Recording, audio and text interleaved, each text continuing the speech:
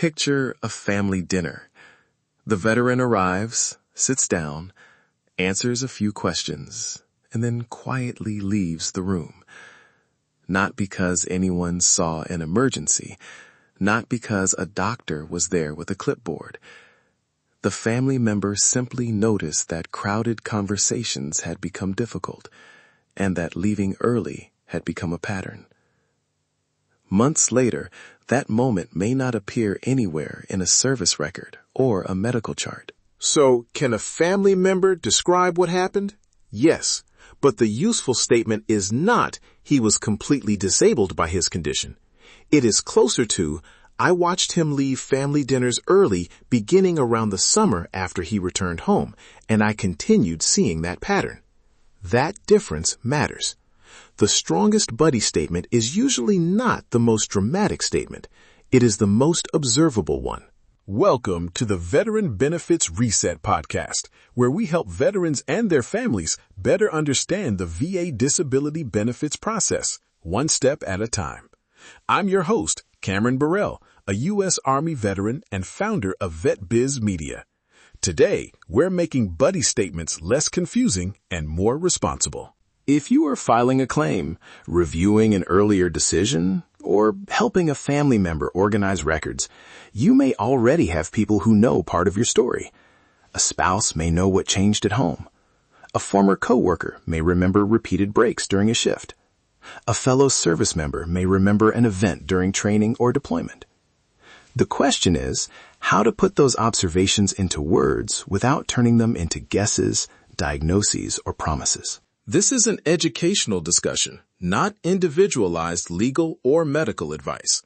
A buddy statement can add context, but it does not guarantee service connection, a particular disability rating, an effective date, compensation amount, or approval.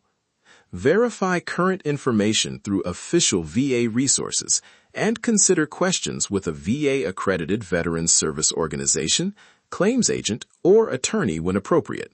Let's make the basic distinction first.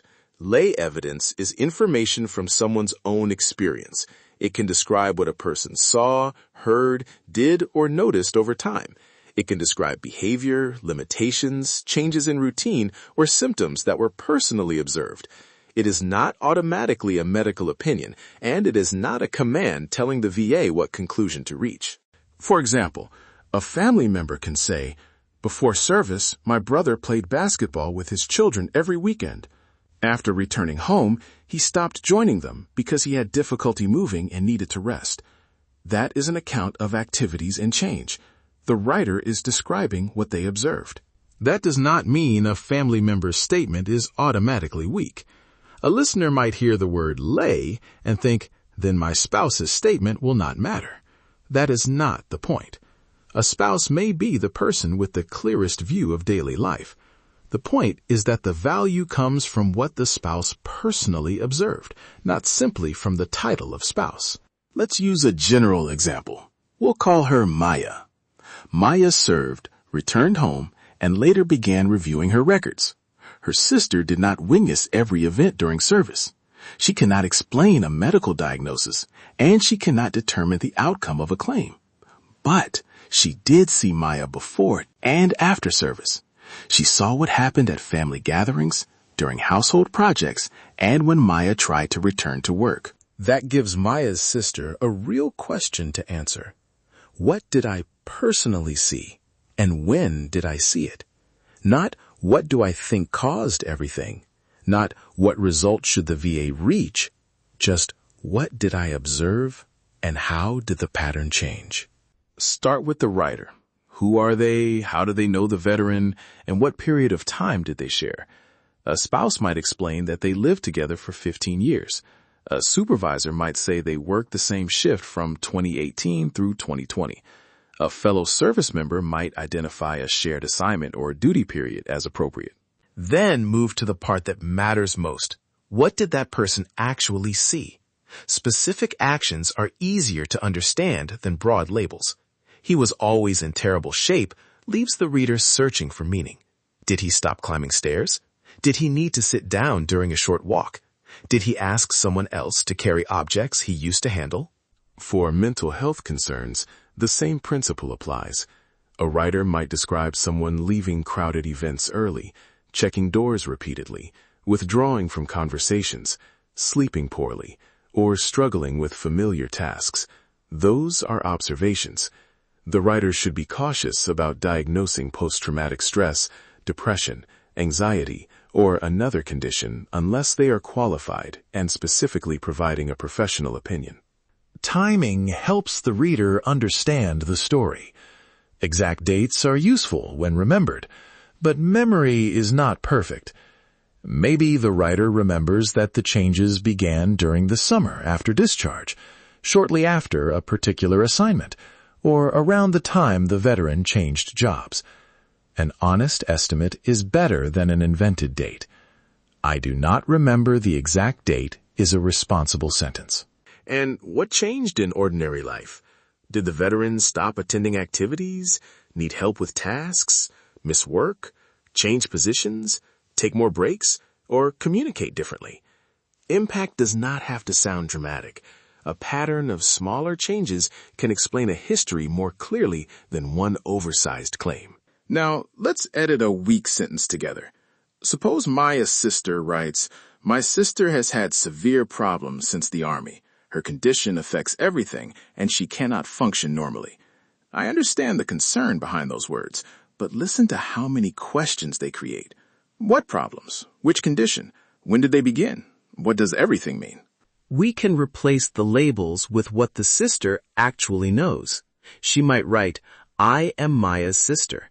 I have visited her several times a month since she returned home. Before that period, she regularly attended family gatherings and helped with household projects. Over the next year, I noticed that she stopped joining meals, spent much of each visit in another room, and asked someone else to handle projects involving lifting." Then she can add, "I do not know the medical reason for these changes, but I personally observe them." That final sentence is not an admission of weakness. It is a clear boundary. The sister is saying, "This is what I know, and this is where my knowledge stops." That is credibility through honesty. Notice what the revised account does.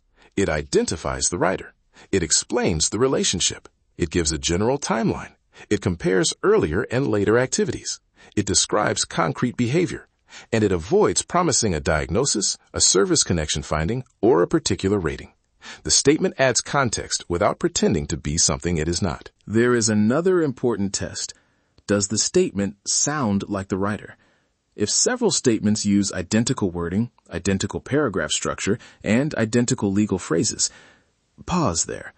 A template can help someone remember basic information, but the final account should use the writer's own words and describe the writer's own experience. Do not coach someone into saying what they did not see. Exaggeration can create a similar problem. Words like always, never, and completely unable may sound powerful, but they are risky if they are not accurate. People can have good days and difficult days. A careful writer can describe both the variation and the overall pattern. Accuracy is stronger than intensity.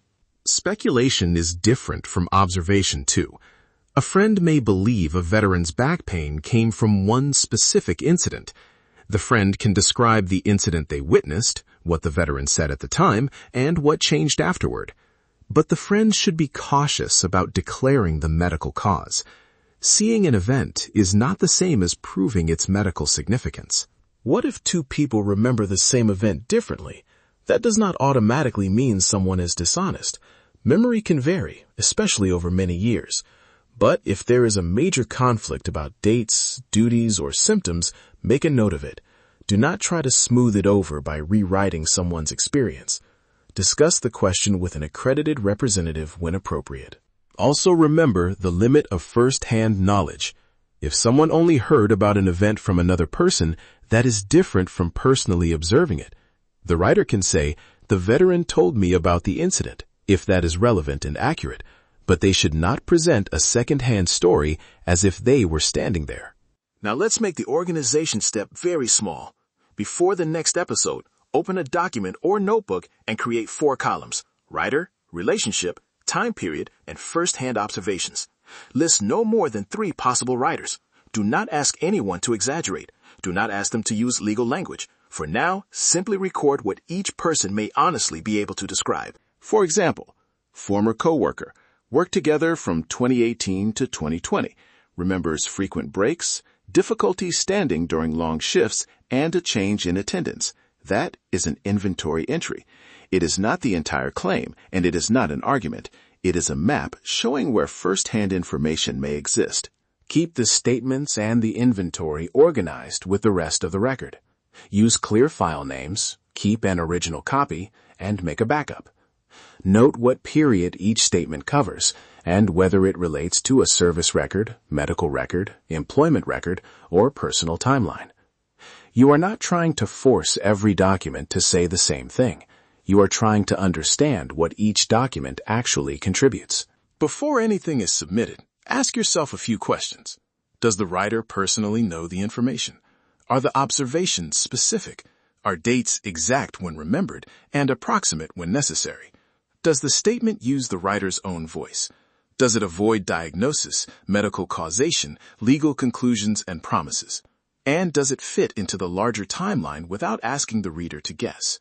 If the answer to one of those questions is no, that does not mean the entire effort is useless. It may simply mean the statement needs clarification, or that the writer should describe the limits of their knowledge more directly. When you are unsure how a statement fits with military, medical, employment, or VA records, bring that question to a VA-accredited VSO, claims agent, or attorney. Let's return to the family dinner from the beginning. The point was not to turn one evening into proof of every issue in a veteran's life. The point was to document one first-hand observation honestly. What happened, when it happened, whether it became a pattern, and how it affected ordinary activity. That is the reset. Move away from dramatic conclusions and toward clear, observable facts. So, veteran to veteran, here is the takeaway. A buddy statement is not a shortcut, and it is not a replacement for medical or service evidence. It is a person's account of what they personally observed. The best statement identifies the writer, explains the relationship, describes concrete changes, gives an honest timeline, and shows the effect on daily life or work. The strongest statement is not the most dramatic one. It is the most observable one. Your practical action before the next episode is to create that 4-column inventory. List up to 3 potential writers, their relationship to you, the period they personally observed, and the specific changes they may be able to describe. You do not have to contact anyone today. Start by identifying the facts that exist. 1 step, 1 record, 1 mission. Thanks for listening to the Veteran Benefits Reset podcast. I hope today's episode gave you a clearer understanding of buddy statements and one practical way to get organized. This podcast is an independent educational resource. It is not legal or medical advice, and it does not replace guidance from a VA-accredited veteran service organization, claims agent, or attorney. Every veteran's service, medical history, and claim are different.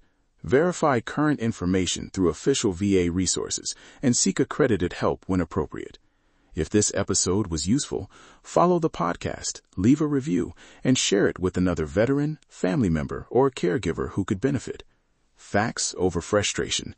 Education before action. You can download the free 7-step Veteran Benefits Reset Guide and begin organizing your military, medical, employment, and VA records at vetbizmedia.com/veteran7.